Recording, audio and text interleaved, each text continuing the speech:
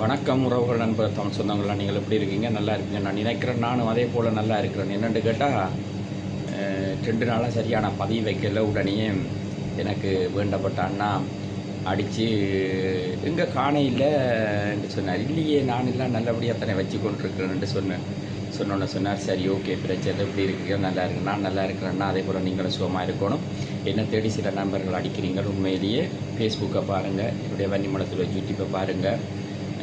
என்னுடைய அன்பு தம்பிமாரெல்லாம் என்னோட எப்பயுமே உண்மையாக என்னோட எல்லா விடயத்திலும் கூட இருக்கிறீங்க. எல்லாருக்கும் நன்றி. அதே போல் நான் நல்ல சுகமாக இருக்கிறேன். இப்போ எங்களுக்கு வேறு இடம் கிறிஸ்மஸ் எல்லாம் உங்களுக்கு தெரியும் தானே. இங்கே ஐரோப்பாவில் வந்து அதிகமான மக்கள் கிறிஸ்மஸும் நியூ இயரையும் அவ்வளவு ஹாப்பியாக கொண்டாடுவினோம். நான் உண்மையிலே நல்லா ஹாப்பியாக இருக்கிறேன். எனக்கு உண்மையிலே ஒரு பிரச்சனையும் இல்லை. பிரச்சனை என்று சொல்கிறது கொண்டும் இல்லை. எல்லாம் தேவனுடைய கிருபைப்படி தேவன் நல்லபடியாக வழி நடத்தி கொண்டிருக்கிறார்.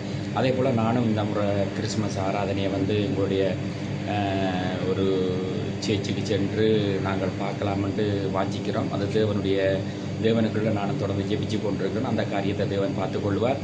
அதே போல் நீங்களும் நல்லா இருக்க வேண்டும். என்னை தேடி என்னை நேசித்து என்னை தேடி ஃபோன் பண்ணுற ஒவ்வொருத்தருக்கும் என்னுடைய நன்றி. அதே போல் நீங்களும் நல்லா சுகமாக இருக்கணும். குளிரும் மழையும் தொடங்கிவிட்டது.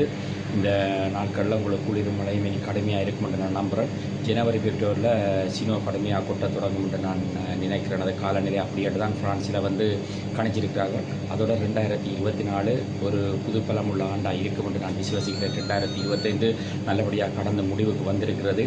இன்னும் ஒரு 10 நாட்களில் 2025 நாங்கள் விடைபெறப் போகிறோம். 2025க்கு நான் ஒரு 31ஆம் தேதி உங்களுக்கு ஒரு வேறு லெவலான ஒரு வீடியோ வரும். அதை நீங்கள் பார்க்கலாம். அதே போல் யூடியூப்பிலும் உங்களுக்கு சகலதம் வந்து கொண்டிருக்கும். அடுத்தது வந்து நான் என்ன சொல்லுகிறேன் என்று சொன்னால், கேட்டிருந்தீர்கள் அண்ணா போத்துக்கிளிஞ்சாலில் இருந்தேன்னு சொன்னீங்கள், என்ன சம்பவம் என்று கேட்டிருந்தீர்கள். அதை அந்த இடத்தை எடுத்து பதிவை வச்சுட்டு அதை நான் அந்த சம்பவம் என்ன நடந்ததுன்றதை வந்து நான் உங்களுக்கு அதில் வந்து தெளிவுபடுத்துவேன். காரணம் என்னென்று கேட்டால், எல்லா இடங்களிலும் ஒவ்வொரு பிரச்சனை, ஒவ்வொரு கஷ்டங்கள், ஒவ்வொரு பாடுகள் எல்லாம் இருந்து தான் கடந்து தான் எல்லா மனிதர்களும் நான் வந்து கொண்டிருக்கிறோம்.